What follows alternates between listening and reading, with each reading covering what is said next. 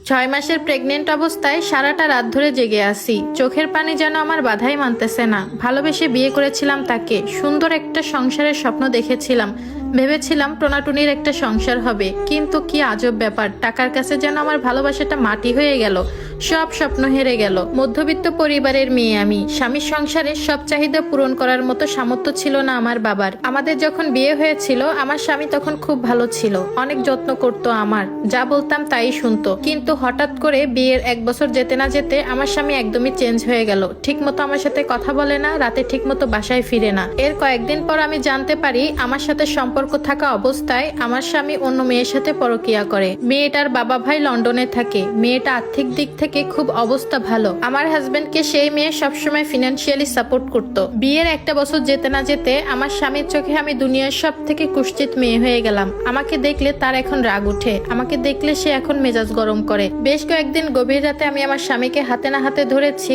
সেই মেয়ের সাথে কথা বলতে। আমি যদি জিজ্ঞাসা করতাম এই মেয়েটাকে কেন তার সাথে কথা বলতেছো, তখন সে আমাকে অনেক মারধর করতো আর বলতো থাকতে পারলে থাকবি, না থাকলে চলে যাবি। তো